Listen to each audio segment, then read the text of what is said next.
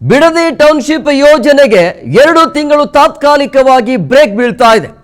Township ಸಾಧಕ ಬಾಧಕ ಅಧ್ಯಯನಕ್ಕೆ ಸಮಿತಿ ರಚನೆಗೆ ಈಗ ತೀರ್ಮಾನವನ್ನು ತೆಗೆದುಕೊಳ್ಳಲಾಗ್ತಾ ಇದೆ. ಹಾಗಾಗಿ ಸದ್ಯಕ್ಕೆ ಬಿಡದಿಯ ಟೌನ್ಶಿಪ್ ಯೋಜನೆ 2 ತಿಂಗಳ ಕಾಲ ತಾತ್ಕಾಲಿಕವಾಗಿ ಬ್ರೇಕ್ ಹಾಕೋದಕ್ಕೆ ರಾಜ್ಯ ಸರ್ಕಾರ ಮುಂದಾಗಿದೆ.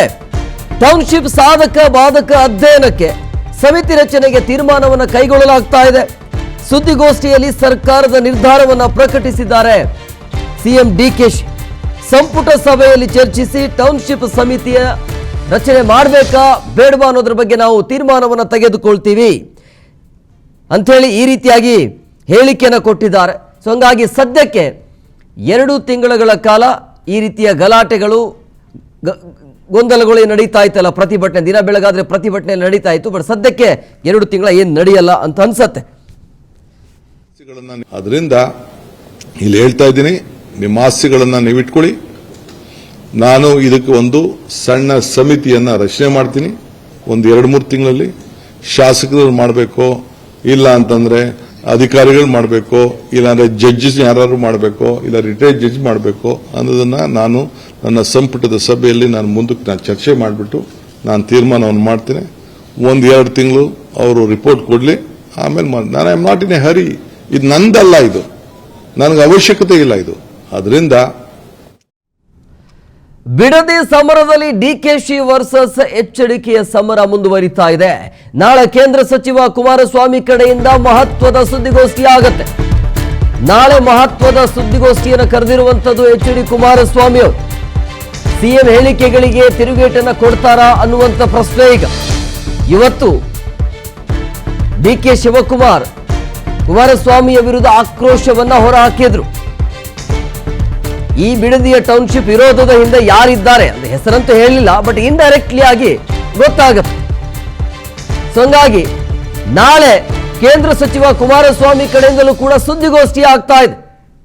ಸೊ ಹಂಗಾಗಿ ನಾಳೆ ಈ ಮಹತ್ವದ ಸುದ್ದಿಗೋಷ್ಠಿಯಲ್ಲಿ ಸಿಎಂ ಹೇಳಿಕೆಗಳಿಗೆ ಕುಮಾರಸ್ವಾಮಿ ಕಡೆಯಿಂದ ಯಾವ ರೀತಿಯಾಗಿ ತಿರುಗೇಟು ಬರುತ್ತೆ ಅನ್ನುವಂಥದ್ದು. ಈಗಾಗಲೇ ಡಿಕೆ ಶಿವಕುಮಾರ್ ಹೇಳಿರೋದು, ಯಾರು ಭೂಮಿಯನ್ನು ಕೊಡೋದಿಲ್ಲ ಅಂತ ಭೂಮಿಯನ್ನು ನಾವು ಟಚ್ ಮಾಡಲಿಕ್ಕೂ ಕೂಡ ಹೋಗೋದಿಲ್ಲ ಅಂತ. ಬಲವಂತವಾಗಿ ಯಾರ ಭೂಮಿಯನ್ನು ಕೂಡ ನಾವು ಭೂಸ್ವಾಧೀನ ಮಾಡಲಿಕ್ಕೆ ಮುಂದಾಗೋದಿಲ್ಲ ಅಂತ.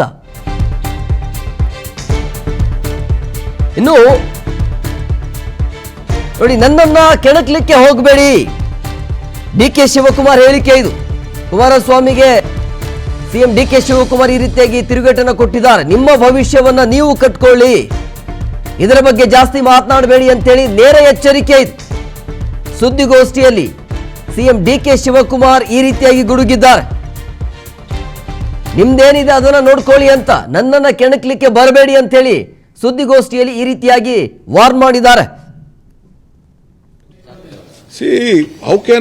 ನಾನು ಯಾಕಪ್ಪ ಇದನ್ನ ಡಿನೋಟಿಫೈ ಮತ್ತೊಂದಕ್ಕೆಲ್ಲ ಯಾಕೆ ಹೋಗ್ಲಿ ನಾನು?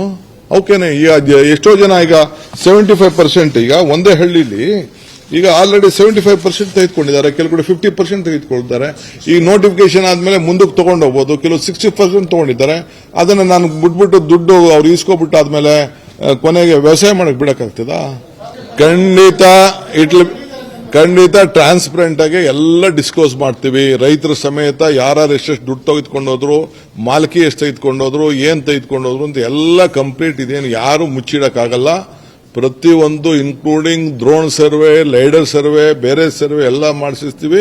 ಯಾರೆಲ್ಲ ಡಿಸ್ಕ್ಲೋಸ್ ಮಾಡ್ತೀವಿ. ಹೆಂಗೆ ಇದನ್ನ ಯಾವ್ದು ಮುಚ್ಚ, ನಿಮ್ಗೂ ಏನ್ ಬೇಕಾದ್ರೂ ದಾಖಲೆಗಳು ನೀವು ಕೂಡ ಕೇಳ್ಕೋಬಹುದು, ನಾವು ಡಿಸ್ಕ್ಲೋಸ್ ಮಾಡ್ತೀವಿ. ನೋಡಿ, ಅವಕ್ಕೆಲ್ಲ ನಾನು ಉತ್ತರ ಕೊಡಕ್ ಹೋಗಕ್ ಇಷ್ಟ ಇಲ್ಲ.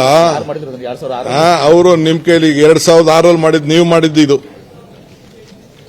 ನಮ್ಗೇನು ಅವಶ್ಯಕತೆ ಇಲ್ಲ. ನೀವು ಯಾರು ಕೊಟ್ಟಿದ್ರಾಗ?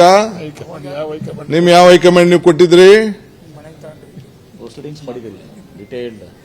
ಪಟ್ಟಿ ಬೇಕಾ? ಎಲ್ಲೆಲ್ಲಿತ್ತು ಬಂದಾಗಿಂದ ಹಿಡಿದು ಯಾವ ವರ್ಷದಲ್ಲಿ ಏನೇನಾಯ್ತು, ಎಲ್ಲಿ ಜಮೀನು ತಗೊಂಡ್ರು, ಎಷ್ಟಕ್ಕೆ ಏನಾಯ್ತು ಅಂತ ಎಲ್ಲ ಅದೆಲ್ಲ ನನಗೆ ದಯವಿಟ್ಟು ನನ್ನ ಕೆಣಕಕ್ಕೆ ಹೋಗಬೇಡಿ ಅಷ್ಟೇ. ನಾನು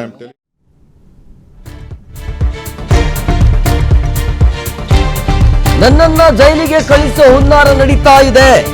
ಹೊಸ ಬಾಂಬ್ ಇದು. ವಿಧಾನಸೌಧದಲ್ಲಿ ಸಿಎಂ ಡಿಕೆ ಶಿವಕುಮಾರ್ ಈ ರೀತಿಯಾಗಿ ಸ್ಫೋಟಕ ಹೇಳಿಕೆಯನ್ನು ಕೊಟ್ಟಿದ್ದಾರೆ. ಕೇಂದ್ರ ಸಚಿವ ಕುಮಾರಸ್ವಾಮಿ ವಿರುದ್ಧ ಡಿಕೆ ಶಿವಕುಮಾರ್ ಇವತ್ತು ಕೆಂಡ ಮಂಡಲರಾದರು. ನನ್ನನ್ನ ಜೈಲಿಗೆ ಕಳಿಸೋ ಸಂಚು ನಡೀತಾ ಇದೆ ಅಂತೇಳಿ. ರಾಜ್ಯದ ಜನ ನನ್ನ ಮೇಲೆ ತೋರ್ತಾ ಇರುವಂತ ಪ್ರೀತಿಯನ್ನ ಸಹಿಸಲು ಅವರಿಗೆ ಆಗ್ತಿಲ್ಲ ಅಂಥೇಳಿ ಕೇಂದ್ರ ಸಚಿವ ಕುಮಾರಸ್ವಾಮಿಯ ವಿರುದ್ಧ ಡಿಕೆ ಶಿವಕುಮಾರ್ ಕಡೆಯಿಂದ ಈ ರೀತಿಯಾಗಿ ಆಕ್ರೋಶ. ನಿಮ್ಗೇನೋ ಆಸೆ ಇದ್ರೆ ನನ್ನ ಮೇಲೆ ಏನ್ ಬೇಕಾದ್ರೂ ನಿಮ್ ಪ್ರಯೋಗಗಳು ಮಾಡ್ಲಿ, ಏನೇನ್ ಬೇಕೋ ಪ್ರಯೋಗ ನಡೀತಾ ಇದೆ. ಕೇಸು, ಲಾಯರು, ಕೌಂಟರ್ ಕೇಸು, ಮತ್ತೊಂದು ಜೈಲಿಗೆ ಕಳಿಸುವಂತ ಸಮೀಪ ಬರ್ತಾ ಇದೆ. ರೆಡಿ ಇದೀನಿ ಕುಮಾರಣ್ಣ, ಯು ಆರ್ ಮೈ ಬ್ರದರ್. ನೀನು ನನಗೆ ಜೈಲ್ ಕಳಿಸ್ಬೇಕು ಅಂತ ಆಯ್ತು, ನೀನು ಆಶೀರ್ವಾದ ಮಾಡು. ಕೃಷ್ಣ ಜನ್ಮಸ್ಥಳದಲ್ಲೂ ನಾನು ನೀನು ಕೂಡ ಬಂದು ನಾನು ಭೇಟಿ ಮಾಡಿದ್ದೆ. DK's cautions against force acquisition, ಲ್ಯಾಂಡಿಲ್, ನಾನು ಲ್ಯಾಂಡಿಲ್ ಅಂತೆ. You will be in jail for his mistakes. I welcome you. You have good advocates. ನಿಮ್ದು ನಿಮ್ಮ ದೊಡ್ಡ ಕಮ್ಮನ, ಇನ್ನೊಬ್ಬ ದೊಡ್ಡಣ್ಣ ಎಲ್ಲ ನನಗೆ ಅರ್ಥ ಇದೆ, ನನಗೆಲ್ಲ ಪಾಪ ಗೊತ್ತಿದೆ. ನಿಮ್ಮ ಪ್ರಯತ್ನ, ನಿಮ್ಮ ಹೋರಾಟ, ನಿಮ್ಮ ಶ್ರಮ ಏನು, ಬೇರೆ ಬೇರೆ ನಾಯಕರುಗಳು ಯಾರು ಬೆಳಿಬಾರ್ದು ಅಂತ ಹೇಳಿ ನಿಮ್ದೇನು ಇದೆಯಲ್ಲ ಎಲ್ಲ ನನಗೆ ಅರಿವಿದೆ. ಆದರೆ ನಿಮ್ಮ ಹಿರಿತನಕ್ಕೆ ನಾನು ನಿಮ್ಮ ನಮಸ್ಕಾರ ಹೇಳಬೇಕಾದ ನನ್ನ ಧರ್ಮ. ಸೊ ಅದನ್ನು ನಾನು ಗೌರವವನ್ನು ಕೊಡೋದನ್ನ ನೀವು ಸ್ವೀಕಾರ ಮಾಡಕ್ ಆಗ್ಲಿಲ್ಲ ಅಂದ್ರೆ ಅದು ನಿಮ್ಮ ಪಾಡು, ನಿಮ್ ಬಿಟ್ಟಿದ್ದು. ಆದರೆ ನಾನು ಯಾರಿಗೂ ಕೂಡ ಕೆಟ್ಟದನ್ನು ಬಯಸೋನಲ್ಲ, ನಿಮ್ಗೂ ಕೂಡ ಕೆಟ್ಟದನ್ನು ಬಯಸುವುದಿಲ್ಲ. ನನಗೇನು ನೀವು ಜೈಲಿಗೆ ಕಳಿಸ್ಬೇಕು ಅಂತ ತಾವು ಸಂಕಲ್ಪ ಮಾಡಿದ್ದೀರಿ, ಬೇಕಾದ್ರೆ ಮುಂದುವರಿರಿ. ಆ ಜೈಲಿಗೆ ಹೋಗಿ ಬಂದೇ ಈ ರಾಜ್ಯದ ಮುಖ್ಯಮಂತ್ರಿ ಆಗಿ ನಾ ಇಲ್ಲಿ ಕೂತಿದ್ದೀನಿ. ಜೈಲಲ್ಲಿದ್ದಾಗ ಜನ ಯಾವ ರೀತಿ ಈಚೆ ಬಂದ್ರು, ಯಾವ ರೀತಿ ನನ್ನ ಪರವಾಗಿ ನಿಂತ್ಕೊಂಡ್ರು, ಏನೇನಾಯ್ತು ಅಂತ ಕೂಡ ನಾನು ಕಣ್ಣಲ್ಲಿ ಆ ದೃಶ್ಯಗಳನ್ನು ನಾನು ನೋಡಿ